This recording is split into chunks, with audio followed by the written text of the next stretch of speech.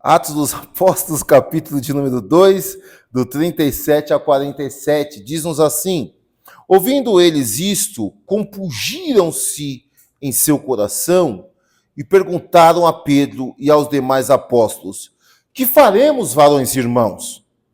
E disse-lhes Pedro: arrependei-vos, e cada um de vós seja batizado em nome de Jesus Cristo para perdão dos pecados, e recebereis o dom do Espírito Santo. Porque a promessa vos diz a respeito a vós, a vossos filhos, e a todos que estão longe, e tantos quanto Deus nosso Senhor chamar.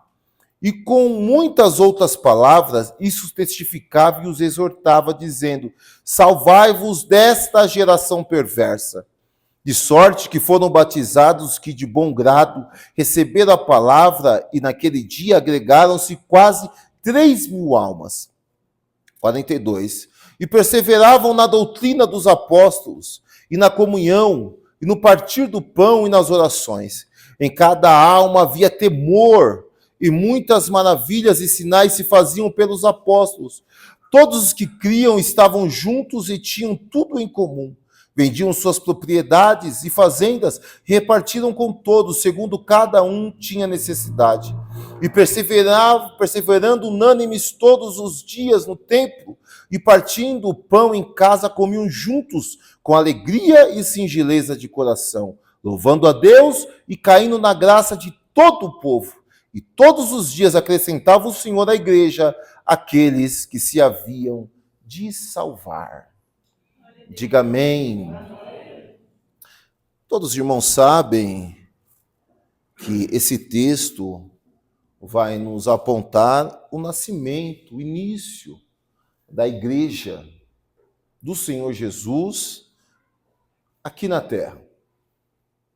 Os irmãos são sabedores disso, também são sabedores que a escrita do Atos dos Apóstolos, pelo Dr. Lucas, vai relatar os acontecimentos logo após a ascensão do Senhor Jesus aos céus. É importante nós entendermos que neste momento o nosso Senhor Jesus Cristo já havia se entregado na cruz do Calvário. Jesus já havia morrido, já havia ressuscitado e já havia sido assunto aos céus, já havia subido aos céus. Os discípulos, outrora, que creram naquilo que o Senhor Jesus havia prometido, estavam aguardando em Jerusalém o quê? A descida do Espírito Santo. Serem tomados pelo Espírito Santo. E também precisamos entender que os preparativos para uma das festas mais importantes do povo estava para acontecer, que era a festa do Pentecostes. Então, Jesus morreu, Páscoa, 50 dias após comemorava-se a festa dos Pentecostes. Pois bem, meus queridos irmãos, Atos dos Apóstolos vai se iniciar o capítulo de número 2 com o cumprimento de uma promessa. Qual promessa?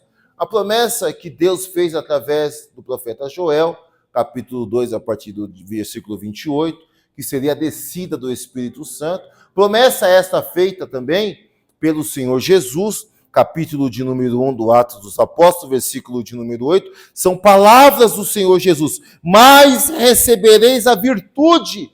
A virtude aqui é o dínamos, é o poder do Espírito Santo, que há de vir sobre vós. Quando esse poder vier sobre vós, vocês serão minhas testemunhas, tanto em Jerusalém, como em toda a Judeia, Samaria e até os confins da terra. Há o cumprimento da descida do Espírito Santo. Atos, capítulo de número 2, versículo de número 1, diz: e cumprindo-se o dia de Pentecostes, estavam todos reunidos no mesmo lugar, e de repente veio do céu um som, como de um vento veemente, impetuoso, encheu toda a casa em que estavam assentados.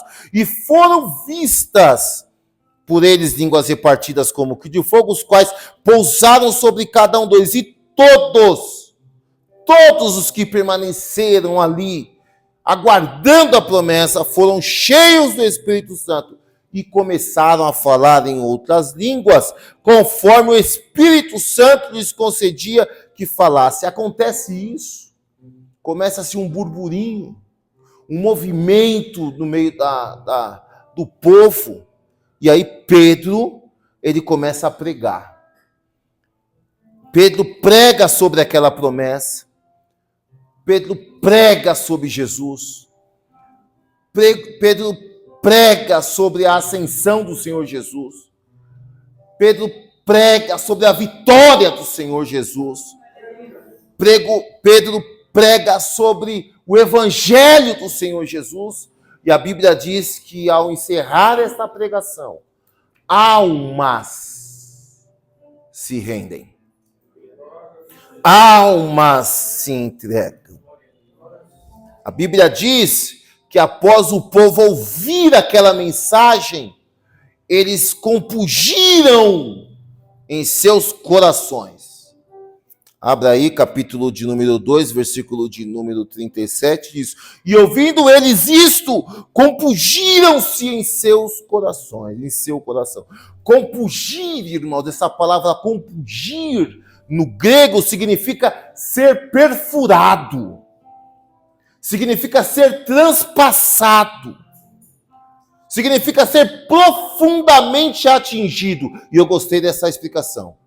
Compungir significa ser profundamente atingido. Ora, eles já ouviram falar dos feitos de Jesus até este momento, ouviram falar dos milagres. Alguns até poderiam ter ouvido uma pregação do Senhor Jesus.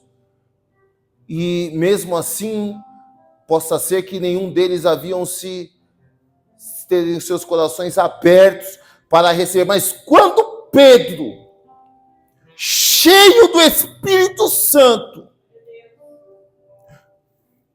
entenda o cenário não era propício para ele se levantar e pregar a palavra. Ora, foram 90 dias após a prisão, a crucificação do Senhor Jesus. Mas Pedro, quando recebe a virtude do Espírito Santo, quando ele recebe o poder do Espírito Santo, ele começa a pregar, e pregar sem medo.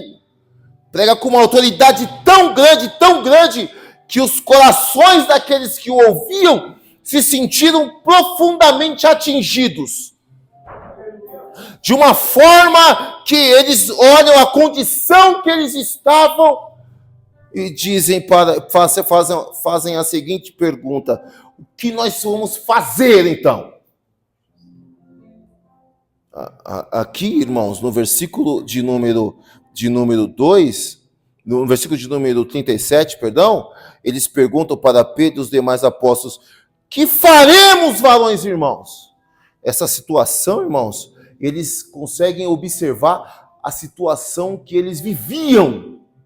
A pregação do apóstolo Pedro foi tão fervorosa e tão poderosa que fez com que aqueles homens que estavam, e eram homens não somente ali da região, vinham judeus de tudo quanto era lugar para se reunir na festa de Pentecostes, e quando eles ouvem, eles falam: esse homem aí não é aquele homem que estava com aquele outro homem que foi morto há 90 dias atrás?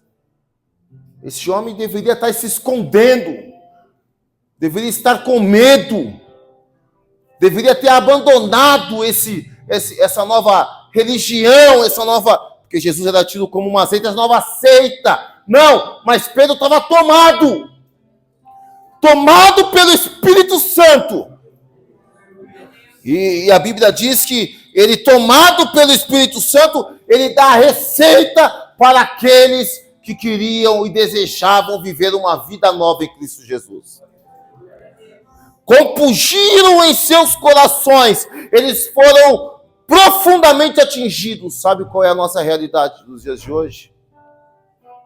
Muitos de nós esquecemos do impacto que o Evangelho gerou naquele grande dia. Nós esquecemos do impacto que quando você ouviu a primeira vez uma pregação e foi feito um apelo e você levantou as suas mãos, você foi para frente e você sentiu algo assim, tão assim, fora do comum. Eu lembro no dia da minha conversão, que eu nem sei como eu cheguei lá na frente do altar. Eu nem sei como eu cheguei. Eu sei que a irmã que estava pregando, ela dizia que havia um rio que estava correndo do trono de Deus no púlpito daquela igreja. Quando eu olhei para o púlpito, eu vi uma cachoeira. E ela dizia assim, essa cachoeira vai descer do púlpito. Enquanto ela ia falando aonde a cachoeira ia passando, eu e o Van ia enxergando essas águas. E aí essas águas, chegou um momento, Lucas, que ela tocou nos meus pés. Eu senti as águas. Quando eu vi, eu estava na frente do altar, com as mãos levantadas. Eu fui com meu coração foi compungido, foi profundamente atingido pelo Evangelho. E sabe o que nós estamos, o que nós estamos vivendo? Nós não estamos mais tendo esse mesmo sentimento. Mas hoje o Senhor me trouxe aqui para te lembrar que a palavra de Deus, ela tem um endereço. E o endereço da palavra de Deus são os nossos corações. Louvado seja o nome do Senhor. E o que acontece com eles? O que acontece com aqueles homens? O que aconteceu com aquela comunidade de fé? O que divergia aquela comunidade de fé com a comunidade de fé de hoje? Primeiro, não é aqui a minha aplicação, mas eles perseveravam. Eles eram crentes perseverantes. Perseverante não diante do acesso à rede social. Não era perseverança diante das oportunidades de ir e vir que eles tinham, não. Eles perseveravam na luta, na perseguição, no constrangimento, mas eles eram perseverantes. Havia neles o quê? Comunhão. Eles estavam, comunhão é coração com coração. Eu já ensinei aqui sobre a diferença de unidade e união. Comunhão é isso, é o meu coração estar ligado no teu coração no mesmo propósito. E a discussão de hoje de manhã era essa. O pastor tem um propósito, o presbítero tem outro propósito, a irmã do circuncisão tem outro propósito, o jovem tem outro propósito, e a igreja fica sem propósito, quando tem muito propósito para a gente seguir. Mas o propósito nosso hoje é um só.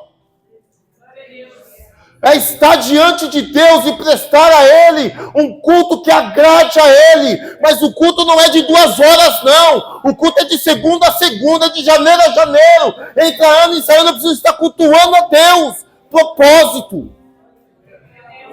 Não tem mais, nós não temos. A Assembleia de Deus não tem o mesmo propósito. A congregação da Parapuã, muitos de nós não estamos no mesmo propósito. E é por isso que as coisas não acontecem. Já viu como é que é no exército? Nas áreas militares? Se um oficial ou um sargento, um responsável pelo pelotão lhe dá uma ordem, direita, volver, todos devem virar para a direita. Não é o rosto não que vira para a direita, não. É o corpo inteiro para a direita. Junto, uníssonos. Direita, volver, todos giram. Sabe o que a gente vê hoje? O pastor fala direita, volver. O coordenador de adolescente fala esquerda, volver. O coordenador da ciclo de geração fala avante. E fica aquela bagunça. Mas por quê? Porque os nossos corações não estão mais compungidos pela palavra de Deus. E a gente fica sem direção. Mas o Senhor nos ensina junto à igreja primitiva. Comunhão, havia neles comunhão. Havia neles o quê? Comunhão no partir do pão e nas orações. Havia neles o quê? Temor. Depois você lê o versículo 43. Temor. O temor aqui, irmãos, não é esse negócio não que a gente acha que é o temor diante do nosso vocábulo brasileiro, não, português, não. Esse temor aqui é terror. Terror. Havia na alma deles terror. Terror por quê? Pelas maravilhas que eles estavam contemplando. Por que não vemos mais maravilhas no nosso meio? Porque não estamos na mesma comunhão. Não estamos na mesma sintonia. Pelo menos aqui não tem muito esse negócio de disputa, né, de departamento. É por isso que faz 7 anos que eu estou aqui, 6 anos que eu cancelei festa. Cancelei festa. Porque não tem comunhão. Tudo mentira. Quando é festa de mocidade, não vem adolescente nem irmã. Quando é festa de irmã, não vem mocidade nem adolescente. Eu já vivi esse negócio de festa de assembleano desde quando eu me converti. É assim que acontece. Festa de criança vem só os pais. Quando vem. Havia temor neles, irmãos. Eles queriam estar... E aí tem outro ponto aqui muito importante. Eles perseveravam unanimamente todos os dias no templo. Ô, glória! Igual a gente. Igual a gente não esconde culto. Glória! Eles também não escondiam culto. Eles estavam dia após dia no culto. Tinha culto, estava. Igual a gente. Igualzinho aos crentes da Parapuã. Amém, irmãos? Amém, não. Amém, nada. Eu sei muito bem quem vem nas terças. É sempre os mesmos. Eu sei muito bem quem vem nas quintas. É sempre os mesmos. Eu sei muito bem quem vem nas consagrações. Eu sei muito bem quem vem na escola dominical. Quem não gosta de escola dominical. Quer ver? Domingo a igreja, eu fico com medo dos cultos de ceia. Porque domingo que vem vai estar cheio aqui a cair pelo ladrão. Mas eu vou pregar de novo. E eu vou vir muito mais calibrado domingo que vem. Fala amém, irmão. Amém. Mas os corações deles... Você lembra? Eu quero trazer... Por favor, você lembra o dia que você aceitou Jesus? Como você era no seu primeiro ano de evangelho? Você lembra disso? Quando você se converteu, não perdia culto, né? Não perdia evangelismo.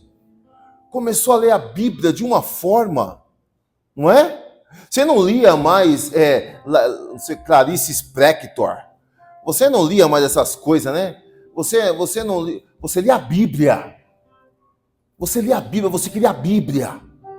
Eu lembro da minha aula, na minha sala de discipulado, ali na Vila Carolina, eu estudava a semana inteira a lição, colocava os meus professores no estreito, começava a perguntar as coisas, eu era de outra religião, aí eu vinha comparando as coisas da religião da onde eu era oriunda.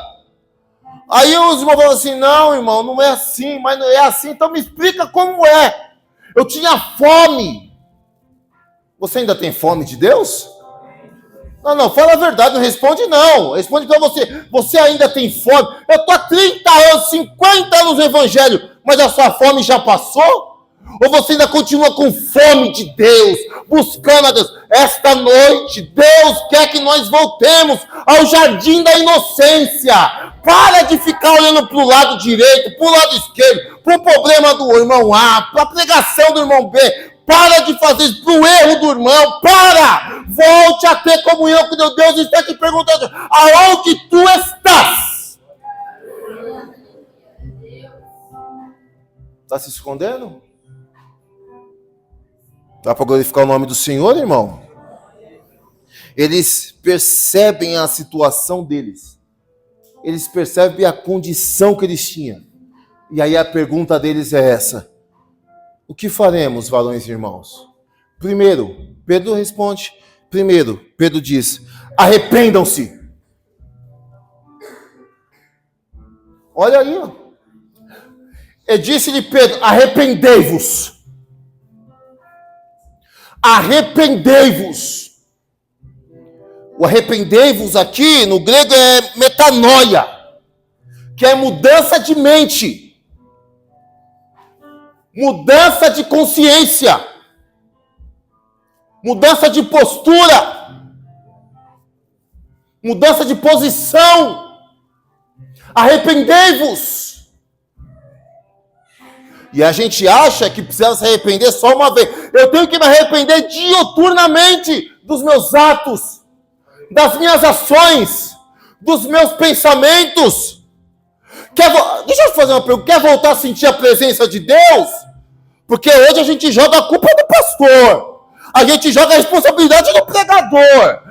Se o pastor pregar e não tiver um movimento, se Deus não falar, eu não vou sentir nada. Sabe como é que você faz para sentir coisa de Deus? Arrependa-se. Quer sentir mais Deus na tua vida? Comece a se arrepender. A se arrepender dos seus pensamentos, dos seus atos, dos seus acessos, das suas conversas, das suas ações, das suas falas. Arrependa-se. Louvado seja o nome do Senhor. Eu me arrependo todo dia, a partir do momento que eu acordo. Uma séria, na hora que eu acordo, eu falo: Senhor, me perdoa. Se eu sonhei, ou se na noite eu fiz algo que não agradou, Senhor, me perdoa. Arrependa-se. O Evangelho é arrependimento. Todos os dias. E aí Pedro diz para eles: arrependam-se. Arrependam-se. Arrepender do quê? De tudo. Das minhas ações. E quem está falando aqui, irmãos, tem proficiência para falar. Porque Pedro se arrepende amargamente de ter negado ao Senhor Jesus. Mas Jesus não imputa culpa. Jesus lhe dá uma responsabilidade. Tu me amas? Amo. Tu me amas, Pedro? Amo. Tu me amas, Pedro? Amo. Tu me amas, Pedro? Então apacenta as minhas ovelhas. Jesus podia olhar para Pedro e falar assim: Pedro, acabou para você. Mas não. Só de você ter se arrependido, Pedro. Se você se arrependeu, eu te perdoo. E se eu te perdoo, aí cai o que a irmã Ana cantou. Eu te exalto, eu te levanto, eu te uso. E Deus tem pressa em te levantar essa noite. Quando eu me levanto, pastor, se arrependa. Deus te levanta e te levanta para te usar. E Ele tem pressa em te usar para a glória do nome dEle. Arrependam-se. Arrependam-se. Eu fico imaginando os homens olhando e falando assim: mas aí, eu me arrependo e eu faço o que agora? Sejam batizados em nome de Jesus Cristo para perdão dos pecados. Aqui o batismo não é batismo em línguas estranhas não, viu, irmão? É batismo nas águas. Jesus está falando assim: você se arrepende e agora publicamente demonstre que sou eu na tua vida e você comigo. É eu com você e você comigo. É batismo por imersão. E aí, eu te pergunto, o que te impede de você tomar mais essa atitude diante de Deus? O que te impede de você dar mais um passo para fazer aquilo que Deus quer que você faça? O que te impede? Arrependeu-se? Sim, me arrependi. Agora, publicamente, demonstre que você vai ser uma nova criatura. O batismo em águas é ordenança bíblica. Quem crê, diga amém. O que te impede? Não foi essa a pergunta do etíope pro Felipe? Né? E o que te impede de você me batizar? Olha lá, ali tem uma lagoinha, me batiza lá porque eu quero. Eu lembro-me que quando, depois de 1 ano e meio de crente, o pastor Toninho disse: nós vamos ter batismo, era no começo do ano. E eu falei assim: não vamos batizar agora não. Sabe por quê, irmão? Eu estava meio a boca. Eu Falei, vou me batizar nada.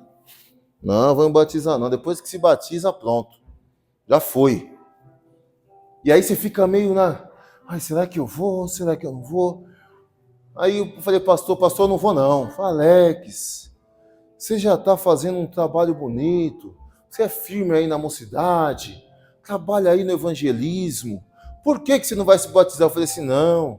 É muita responsabilidade. Domingo, acabou o culto, fui para casa, dormi. Adeus. Aí tive um sonho. Sonhei que eu estava no culto, acabava o culto, de repente, Jesus voltava e arrebatava a igreja.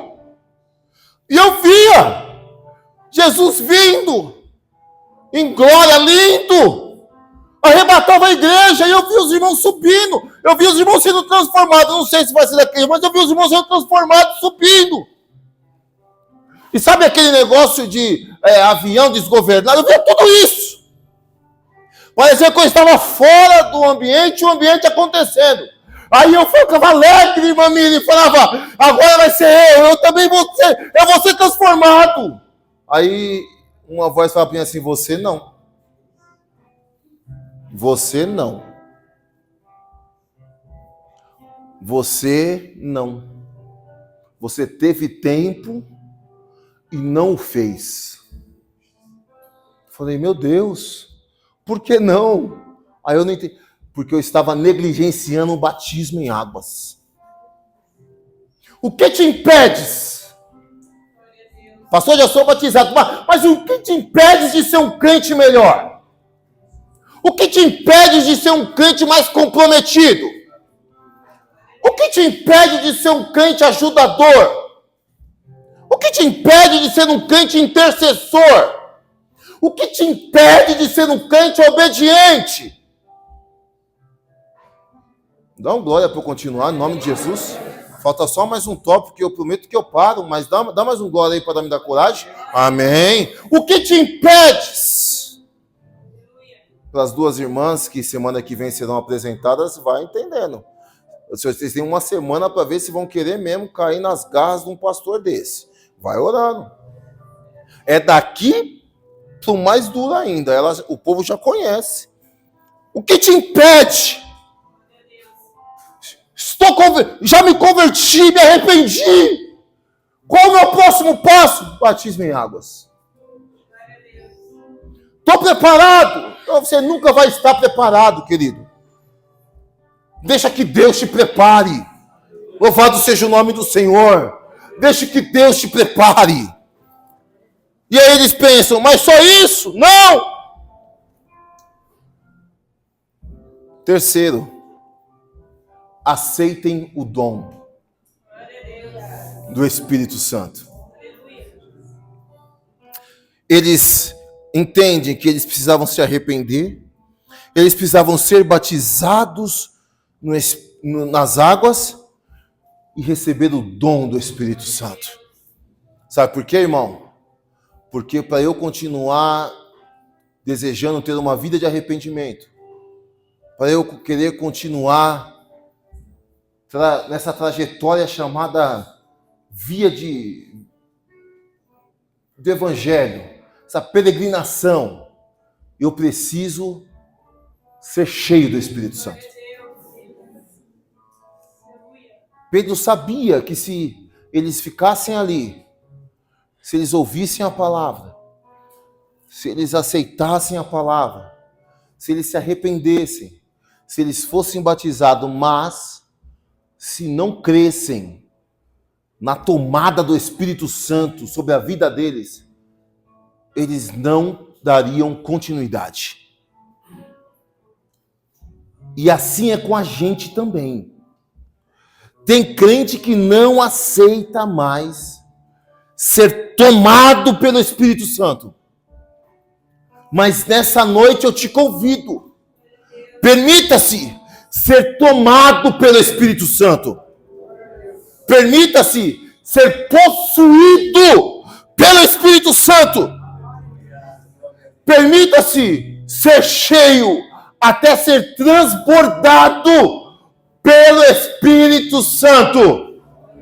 É o Espírito Santo que nos dá graça e força para continuar caminhando. Deixa eu fazer uma pergunta, não levante a mão para não se expor. Quantas vezes você já pensou em parar?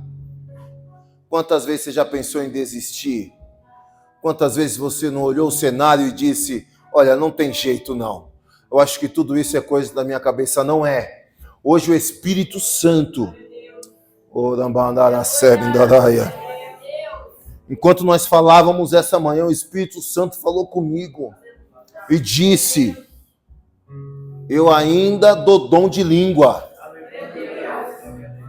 Eu ainda dou dom de cura. Eu ainda dou dom da palavra. Eu dou dom do discernimento de espírito. E aí, olha o que o texto diz. Olha o que o texto diz. Olha o que o texto diz, versículo de número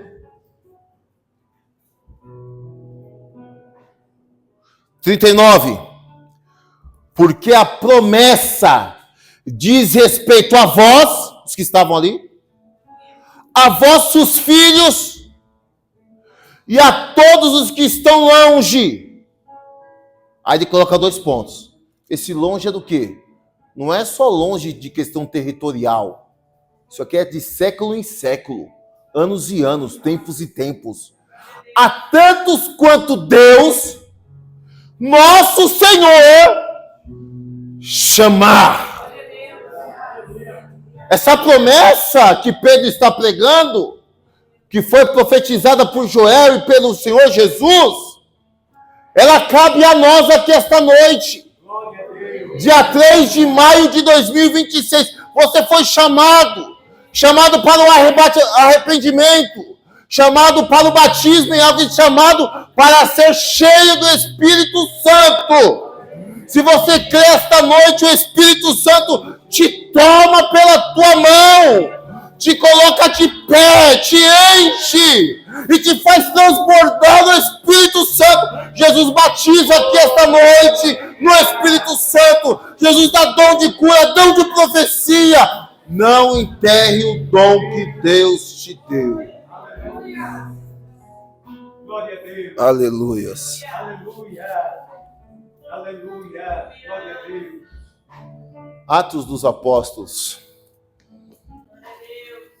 capítulo de número 9.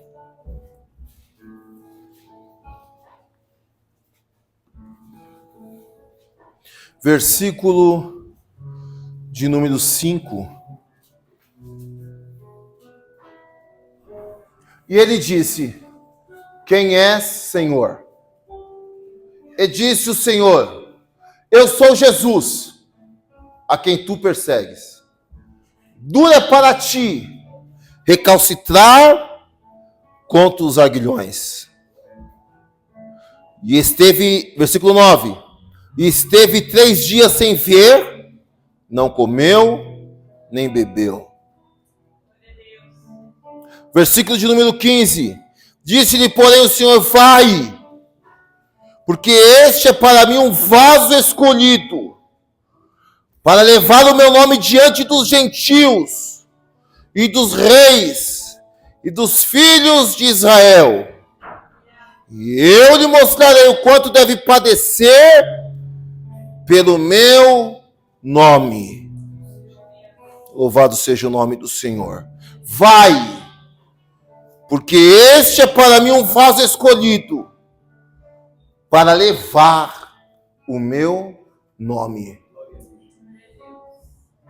Paulo foi batizado aquele dia. Paulo foi cheio do Espírito Santo aquele dia. Mas a ordem que Deus dá para Ananias era essa, vai. E a ordem que Deus me deu esta noite é, prega. Chama o povo ao arrependimento. Chame o povo para continuar trilhando o que a Bíblia diz de ordenança. E ministre sobre o povo a unção que eu te dou. E Deus me deu uma unção esta tarde. Glória a Deus. E eu não vou compartilhar unção não, porque isso não é bíblico, isso é heresia. Mas eu vou ministrar sobre a tua vida o Espírito Santo de uma forma indiscutível e que você nunca viveu, nunca sentiu. Se você crê nisso, fique de pé no nome de Jesus. Fique de pé no nome de Jesus. Aleluia. Glória a Deus. Sinta o seu coração